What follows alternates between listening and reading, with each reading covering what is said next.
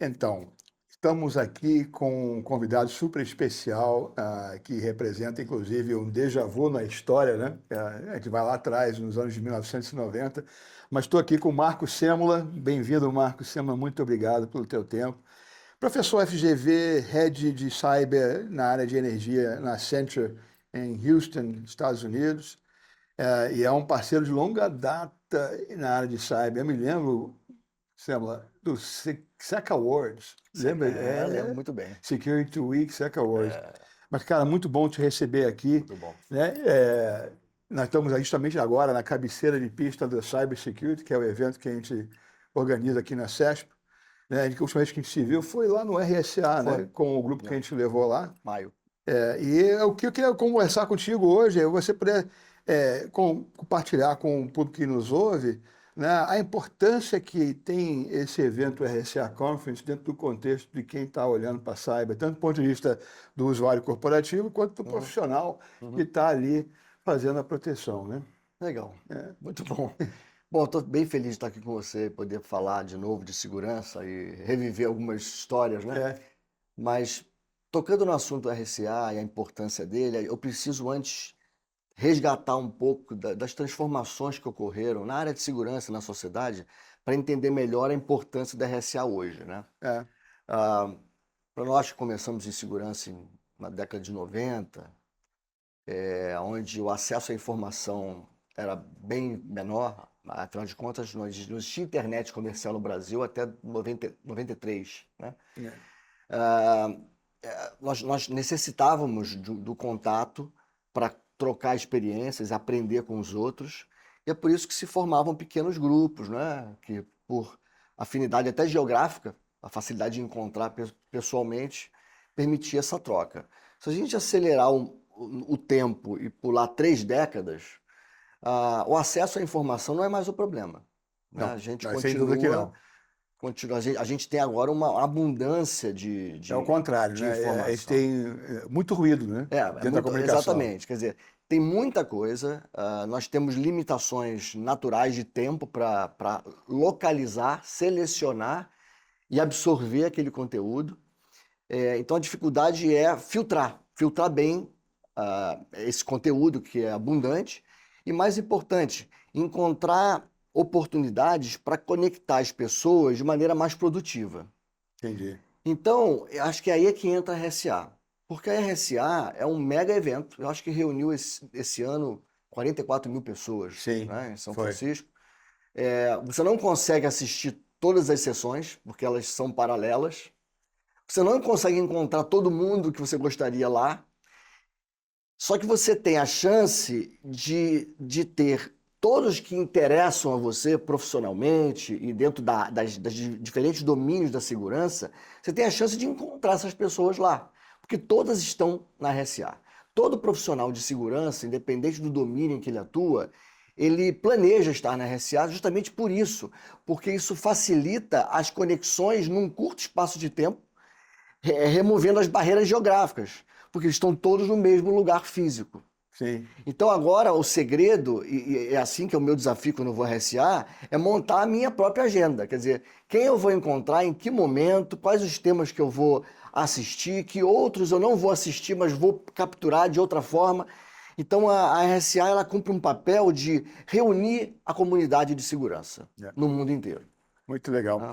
Sabe que lá na imersão que a gente leva executivos de segurança de cyber daqui do Brasil para lá, dentro de uma agenda expandida, né?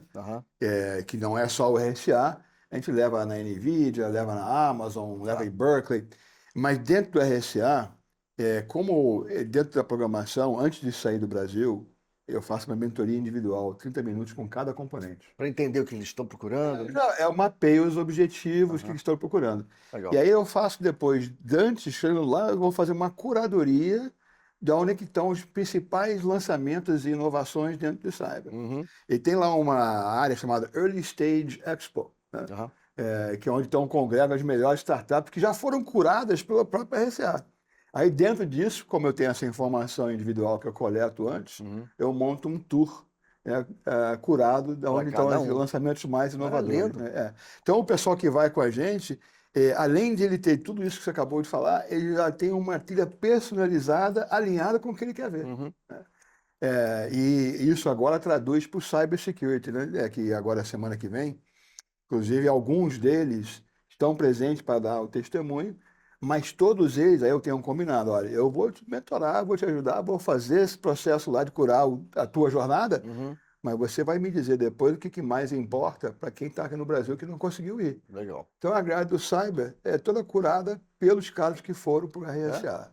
Oh, isso é perfeito. É, A gente não combinou nada, mas esse teu descritivo corrobora com o que eu descrevi acabou de também. Quer falar, dizer, a dificuldade é montar uma maneira de tirar o melhor daquela oportunidade dentro da sua agenda de interesse. é. Não, e é interessante que quando você também tem uma coisa que a gente aprendeu porque observou e não tinha planejado, mas quando percebeu, observou, pá, vou passar a planejar, Uhum. né? Espontaneamente surgem conexões valiosas, tanto de aprendizado ou melhores práticas, quanto até de negócio no grupo que está junto. Né? Então, se eu querer encontrar alguém lá ou alguém, tá, eu vou buscar, mas eu já vou encontrar uma opção de alguém que estão dentro do mesmo grupo. Sei, Né? E ali sei. dentro já tem muita riqueza, que a gente não mapeava, e agora, novamente, né, como eu estou lá fazendo a mentoria individual, né, tem uma outra coisa que eu também percebi que é muito legal, e também foi por observação. Né? Eu passei a fazer um webinar coletivo aqui no Brasil antes de levar o pessoal. Hum. Com o grupo, É um só isso com o grupo. virtual, né? E Tá. esse webinar, eu conto a história do Vale. E eu conto a história, na história mesmo, partindo lá da imigração da América, dos ingleses fugindo de Henrique VIII, né, Hum. da Igreja Anglicana. E eu mostro como é que todo esse mindset desses que tiveram que fugir vai se sedimentando Uhum. e no final produz o que a gente vivencia lá no Vale do Silício. E o que acontece que eu observei? O pessoal que teve a oportunidade de assistir o webinar, quando pisa no solo da Califórnia, ele pisa mais inteiro. É. Ele se sente já dono da situação. Ele não tem aquela, poxa, deixa eu chegar devagar, estou chegando em um lugar novo, não Uhum. conheço tão bem, né? E aí ele está mais, digamos, aberto para absorver, Certo. né? Porque ele está mais confiante. Né? Entendeu a dinâmica, né? É, Entendeu o mood do espaço, é, né? uma coisa que eu procuro, né, tá sempre trazer a nossa conexão internacional, traduzir isso em algum conteúdo que possa ser relevante, Uhum. especialmente para os associados, né? Então tem um historial, né? E o historial agora tem sucessivamente feito Cyber IA, né? Aí eu estou dizendo Uhum. o seguinte, cara, aí você que também está na pista da tecnologia há tanto tempo, qual é o tempo, o momento que você viveu que a gente tinha uma relação simbiótica entre duas tendências inovadoras de cabeceira de pista? Rapaz, Que Cyber precisa mais de IA dentro dele, e IA precisa mais de Cyber dentro dele. é. É, mas é uma pergunta mais simples. Eu tenho que fazer um exercício de memória aqui para lembrar de momentos em que dois temas convergiam tão bem É, e corroboravam um com o outro, né? Me ajuda, vamos pensar. cara, a única coisa que eu consegui pensar foi quando surgiu o RP. Porque ele acabou. Na Tá. verdade, quem lançou o RP, para mim, ele foi meio míope, né? Porque ele não olhou a cadeia de valor. Ele Uhum, olhou só para dentro da empresa. uhum. Né? Aí surgiu o supply chain É, isso é e surgiu o verdade. É, CRM. mas aí ele foi crescendo para Pois é. incorporar tudo É. isso, né? Mas ele não foi ao mesmo tempo, quer dizer, na intensidade que a gente está vendo agora, né? Uhum. E não são tão dependentes, né? É good to have, mas not must have, né? Não É precisa, não é obrigatório. verdade. Hoje, cara, você não tem jeito, né? Você não está integrando produtividade com IA, você vai acabar perdendo competitividade. Essa é a minha visão. É. Agora, ao mesmo tempo, você tem que salvaguardar os ativos, até a questão da integridade do direito universal de cada cidadão. Você sabe, você também viveu, como eu, momentos de muita euforia com novidades tecnológicas que foram Sim, surgindo, né? sim. E até não A tecnológicas. própria internet. Eu lembro da própria reengenharia, né? Sim, E outras tendências que foram surgindo. Mas também não posso esquecer de uma euforia que aconteceu há 2 anos atrás, ou 3, que foi o metaverso. é verdade. Que era o metaverso ou nada, porque aquilo era o futuro, que aquilo era. E de repente houve um arrefecimento do assunto, né? Então, assim, talvez, Robert, a AI esteja vivendo esse pico de euforia, mas eu acho que com um potencial de não arrefecer. É só uma questão de tempo para ganhar maturidade sobre como aplicar a AI. Eu acho que o mundo inteiro está muito excitado com AI. A teoria demonstra uma possibilidade infinita de uso, de produzir valor, mas existem também possibilidades quase igualmente infinitas de perder tempo e dinheiro por má aplicação ou por uma aplicação cedo demais. Então, eu acho que o mundo inteiro está meio que aprendendo on the fly no que realmente pode ser usado e como produzir valor para tentar sair do ruído que essa euforia da AI está produzindo. O metaverso, né, que você mencionou, eu acho que ali, né, sem dúvida nenhuma, é muito hype, mas não teve uma sequência de demonstrar o objetivo da aplicação daquela tecnologia. Ou seja, eu não consegui casar produtividade com ele. Mas eu já acho que a barreira não foi só essa, não. Eu acho que foi o acesso ao device.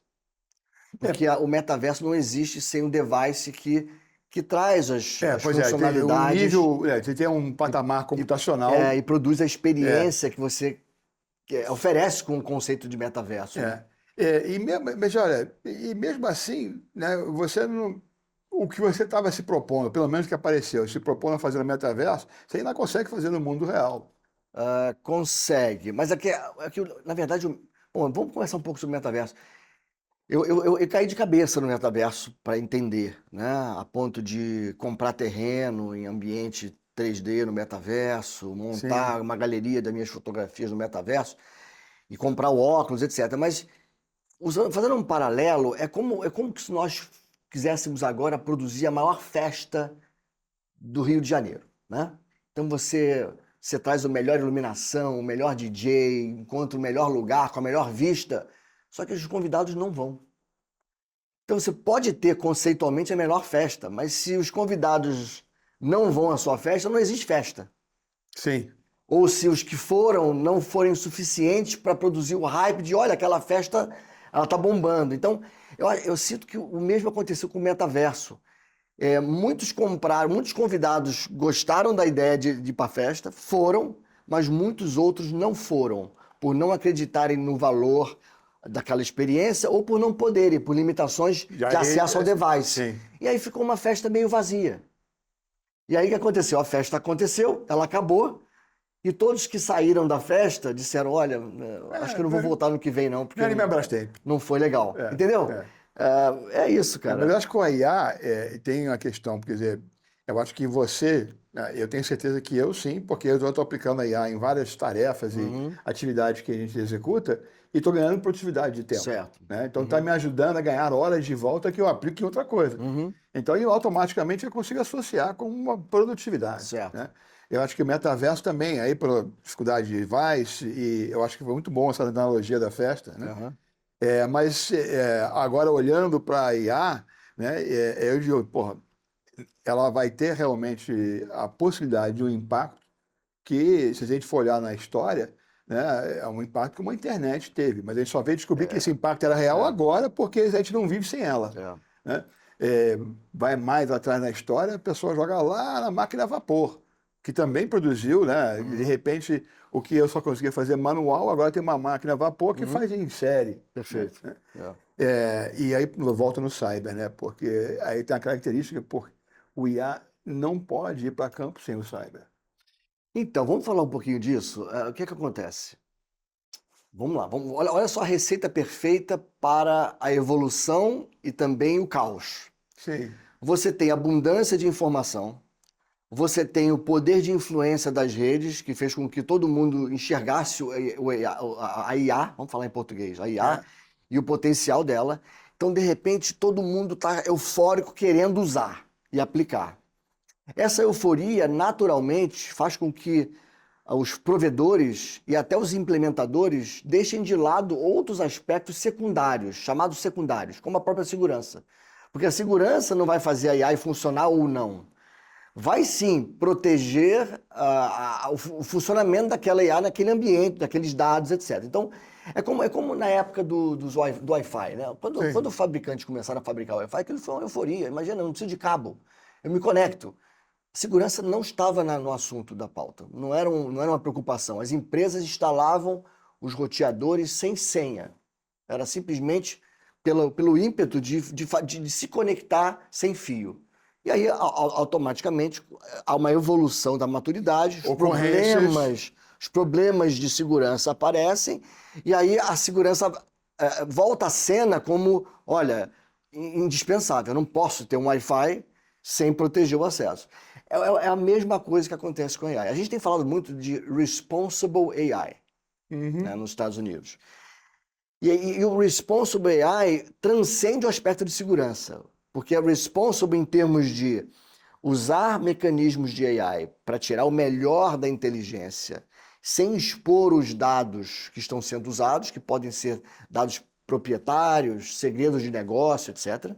Mas também tem um outro aspecto do responsible, que é o uso ético do AI, evitando que um algoritmo um agente, que a gente fala muito de agente hoje em dia, Sim. não, não, não adote de maneira intencional ou não intencional vieses de decisão. Sim.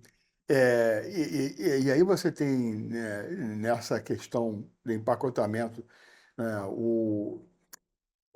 tem uma questão cultural, Aham. né? E aí quando você traz os Estados Unidos como responsible AI, eu me reputo a uma palavra que a gente não encontra na cultura que a gente vive no Brasil, que é o accountability, Aham. né? Responsabilidade Tem espontânea, razão. né? Então, lá nos Estados Unidos, você automaticamente acorda accountable, né? Você Uhum. não precisa ninguém te dizer faz assim, faz assado. Você vai fazer assim porque ali é uma convicção, Aham. né? Tem razão. É cultural isso. Aqui nós não temos, né? É o reverso, né? Porque na nossa história a gente teve que buscar o fora da regra para poder fazer acontecer, Aham. né? Ainda mais povos colonizados, né? É. É. É, e eu acho que isso acaba gerando, né, essa visão que os Estados Unidos têm, né, de meu Adam Smith, hands off, né, quer dizer, sim, vamos proteger, mas não vamos impedir, Uhum. né? Eu tenho falado em algumas falas que eu tenho feito aí de AI e cyber, né? Aí aquela analogia do esporte, né? Eu não sei se você já pegou o bug do golfe lá nos Estados Unidos. Não, eu tô evitando cair nesse bug do Gol. Poxa, não invita não, não invita não. Toma muito tempo, cara. Não, mas é os clientes que vai levar para o campo. Eles jogam. Eu chamo eles para tomar um uísque, acho que funciona melhor. Mas no buraco 19 você espera ele, né? Mas, cara, o jogo do golfe, depois é um outro capítulo. Aham. Mas tem um cara que é icônico no esporte do golfe, ele já faleceu, deixou um livro chamado Os Cinco Princípios, né? Hum, Do golfe. Ben Hogan, o nome hum, dele. E um dos primeiro e principal princípio é o grip, né? Como é que você segura o taco. certo. Porque o que é o conceito, né? O movimento do swing, ele é um movimento onde taco, braços e ombros é uma única peça, é um Certo, pêndulo, tá? certo. E para você transformar o seu taco e seus braços num pêndulo, você tem que saber segurar o taco. E como é que ele descreve? É que nem segurar um passarinho. Quando você segura o passarinho, segura forte o suficiente para ele não voar, mas não tão forte que você vai matá-lo, Certo. né? É um bom É, é. conceito. Quer dizer, esse é o modelo que a gente tem que olhar para a IA. E quando a gente pensa nisso, não é você tentar fazer punição, né, ou fazer camisa de força no, né, na tecnologia em si, Uhum. mas sim no uso. Né? É no uso que você tem que botar o barramento, não aqui na Olha, tecnologia. o exemplo foi ótimo, cara. Pois Eu é. me vi cometendo os erros lá no golfe, agora que eu pensei no passarinho. Chocá-lo na mão, É, é, porque você segura com muita força, né? Porque você é, não sabe, e não pode. É segurar que passarinho. É encaixe, né? é, E se você encaixa ele aqui, aí do golfe, encaixa aqui na batata da mão, é. cara, e aí falando do golfe rapidamente, tem um cara chamado David Hurst, né, que é um consultor de negócios canadense, escreveu um livro, Learning from the Links. Você Uhum. tem tempo. E ele conseguiu fazer uma analogia, né, onde que a tomada de decisão dentro do contexto empresarial é igualzinha à tomada de decisão no campo do golfe. Hum, E ele descreve ponto a ponto. Aí eu montei um evento lá nos anos 2000 chamado TI Best. Convidava os 80 principais executivos, a maioria jogadores de golfe, e trazia o David Hurst para fazer uma palestra na sexta-feira anterior para Fazendo explicar essa esse conceito. analogia. Ah, E é? eu levava para campo no sábado, Ah, é? para vivenciar. Pô, bacana, É. hein? E eu quero levar um amigo. Você já ganhou agora o Vale uma jornada de É, golfe. eu topo, eu gosto. Eu adoro golfe, cara. Eu gosto, quer dizer, eu gosto de esporte, mas golfe tem uma característica interessante. Primeiro, é, qualquer um pode jogar porque tem um modelo de handicap. Então você não tem níveis de proficiência que não podem se juntar. Certo, Handicap resolve certo. isso. E a outra coisa é que você, seu filho e o seu neto podem compartilhar o jogo ao mesmo tempo, Isso é jogar verdade. juntos. Tem várias vantagens, É. né? Terceiro, Tá no ambiente aberto é, também é gostoso. e joga até morrer. Mas no sol de Houston é um pouco mais complicado. Pois é, eu imagino que sim. Eu nunca joguei Houston, eu joguei Dallas, eu joguei San Antonio, eu joguei É, Austin, mas eu nunca joguei Houston. é. É uma ótima analogia, cara. E eu acho que realmente o AI é um tema que vai ocupar a nossa agenda por muito tempo, né? Além do Responsible AI, que eu mencionei, que a gente tá atacando muito, falando muito, e até embalando, embrulhando nossas soluções com essa pegada de Responsible, eu percebo um desafio grande dos clientes, e de todos, na verdade, nós também como empresa, Sim. querendo usar AI para benefício próprio, é encontrar o ponto de escala da AI. Pois é. E aí você tem um outro desafio, né? Porque você, para poder pôr em escala, tem que ter aí um acesso a um conjunto grande de dados, Uhum. dados fidedignos, Não, dados que têm não. valor, né?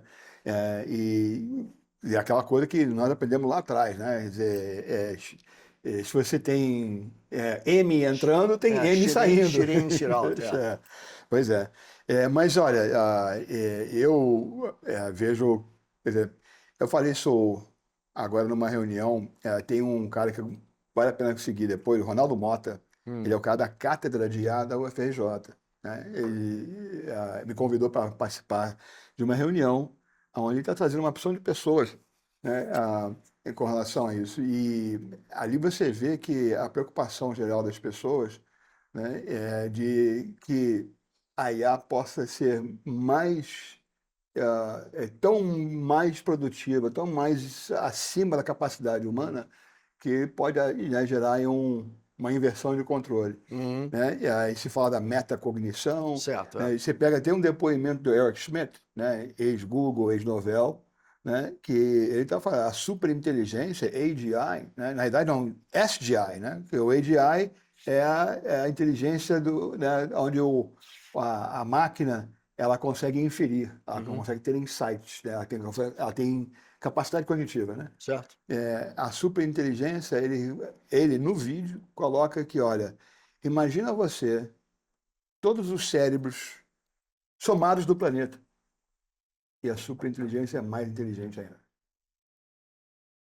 É, Eu me lembro bem, Robert, de uma das minhas palestras usar um gráfico publicado no New York Times, se não me engano, projetando 2025 o alcance de uma CPU com poder computacional superior a todos os cérebros humanos vivos do planeta, ou seja, 8 bilhões de cérebros, vamos dizer assim. olha, Nós estamos falando do ano em que a gente está vivendo agora, 2025. E é isso. Agora, a questão o é, Eric Schmidt falou que isso é em 5 anos. em 5 anos, né? É. E Então quando você foi? errou por pouco. Foi. E aí o ponto é, o ponto por trás disso é, a tecnologia oferece esse poder de computação, de processamento.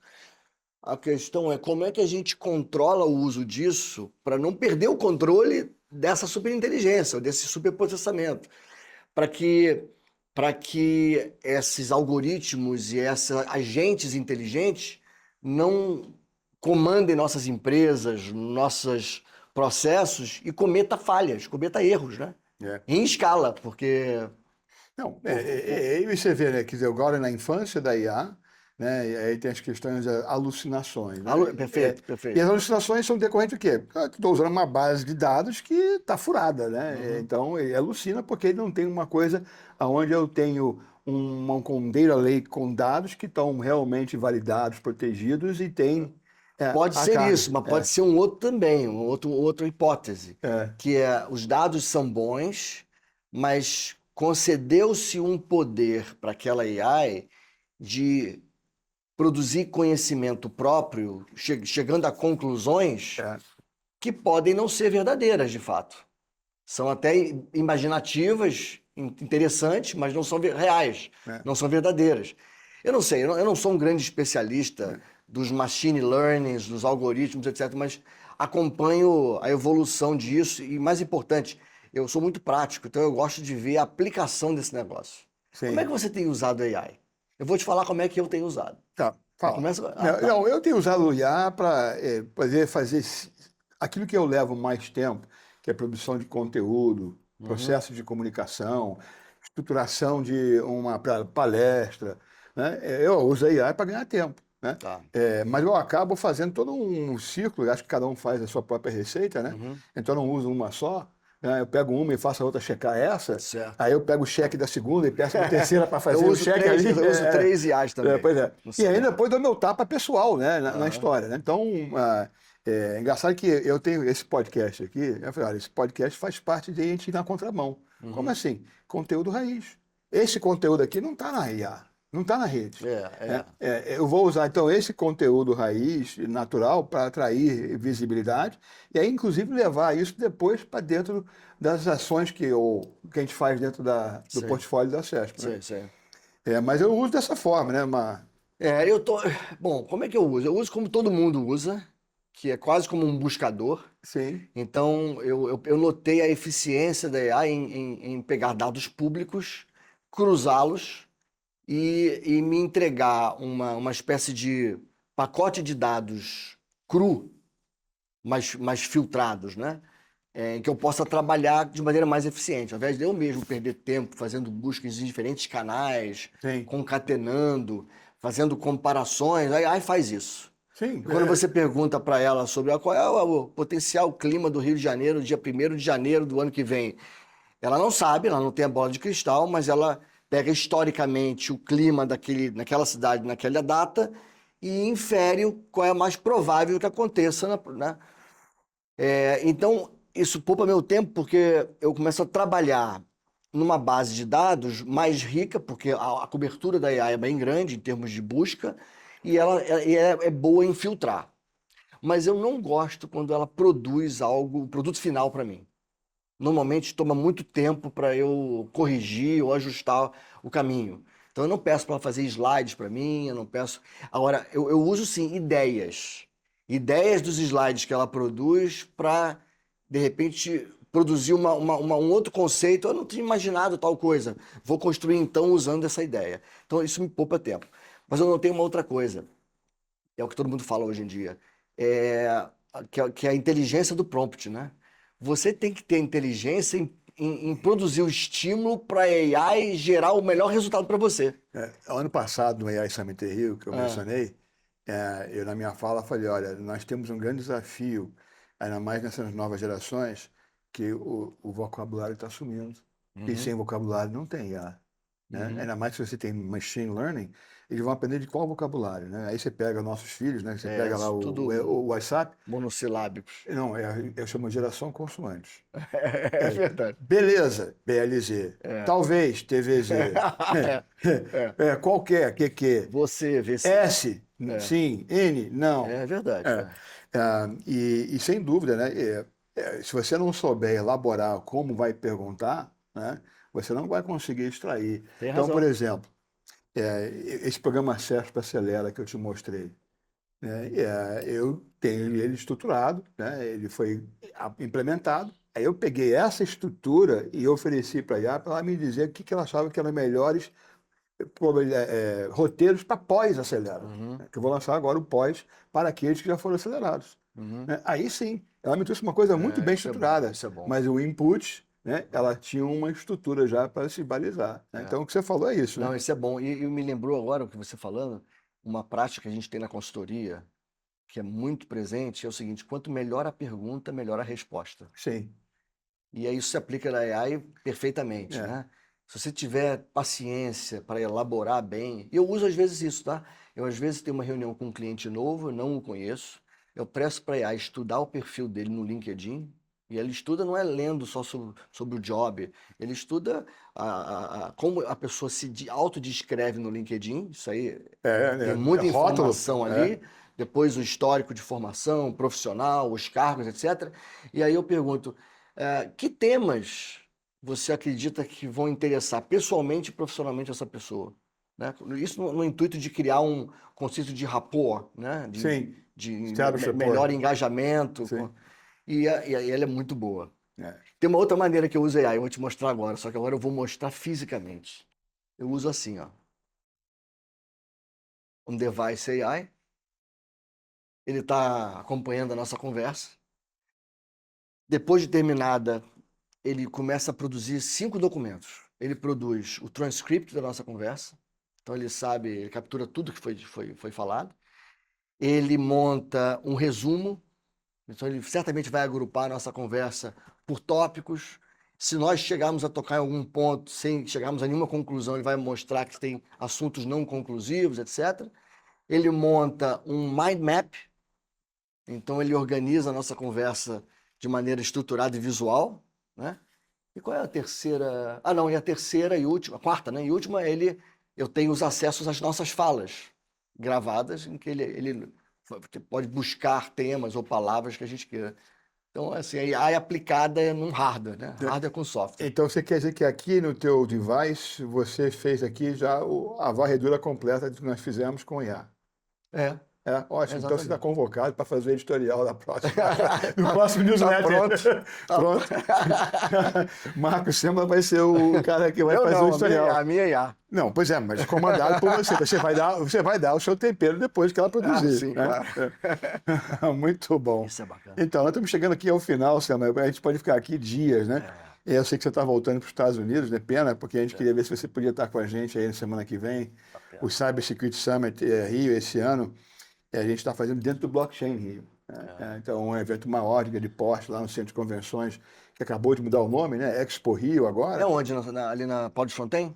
No final ali da Tá. Paulo de Fontaine, né? E então é como se você pegasse nosso F-35, nosso caça, e estacionasse em cima do porta-aviões, né? Certo, é. E na sequência, está um desafio grande, porque na semana seguinte tem o Rio Innovation Week. E nós temos um evento chamado Cities of Tomorrow, Uhum. dentro do Rio Innovation Week. Ah, legal. Então o pessoal aqui está, né, pegadíssimo. É uma pena não poder estar aqui, mas eu vou acompanhar de Sim, longe. eu acompanho de longe. Não, você vai deixar aqui, ó. Você vai deixar um tempero pro Tá, pessoal, tá bom, tá bom? fechado. Muito bom, cara. Cara, muito Ó, bom se ver, foi cara. ótimo. Muito Obrigado. obrigado.